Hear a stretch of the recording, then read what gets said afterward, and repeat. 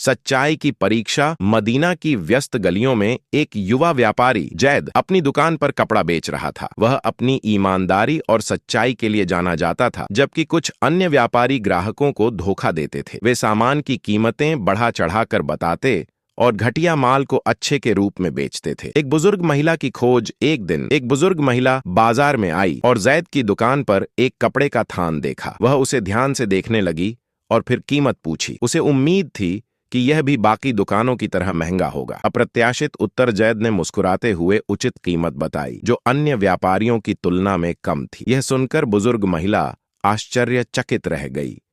उसने पूछा, जब बाकी व्यापारी यही कपड़ा महंगे दामों पर बेच रहे हैं तो तुम इसे सस्ता क्यों बेच रहे हो? ईमानदारी का सबक जैद ने जवाब दिया, मैं सिर्फ वही कीमत लेता हूं जो सही है, क्योंकि हमारे पैगंबर मोहम्मद सल्लल्लाहु अलैहि वसल्लम ने हमें सच्चाई और ईमानदारी से व्यापार करना सिखाया है। उनकी बातों में गहरी सच्चाई और विश्वास झलक रहा था। क्रोधित व्यापारी पास ही खड़ा एक व्यापारी जो लोगों को धोखा देता था, ये सुनकर गुस्से में आ गया। उसने जैद से कहा, अगर हम सब तुम्हारी तरह ईमानदारी से काम करने लगें तो हम लाभ कैसे कमाएंगे? सच्चे लाभ की परिभाषा। जैद ने शांति से उत्तर दिया, सच्चा लाभ तो अल्लाह की बरकत में है, न कि धोखाधड़ी में। यह सुनकर वहां खड़े लोग सोचने लगे कि क्या वे सही व्यक्ति से सामान खरीद रहे हैं। बाजार की प्रतिक्रिया। जैद की ईमानदारी से प्रभावित होकर लोगों ने उससे कपड़ा खरीदना शुरू कर दिया।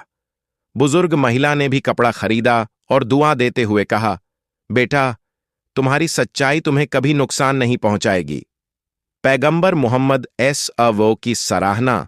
जब यह घटना पैगंबर मोहम्मद सल्लल्लाहु अलैहि वसल्लम तक पहुंची तो वे मुस्कुराए और फरमाया, जो सच्चा बोलेगा वही सफल होगा। यह सुनकर जैद का हौसला और भी बढ़ गया और उसने जीवन भर ईमानदारी का दामन नहीं छोड़ा।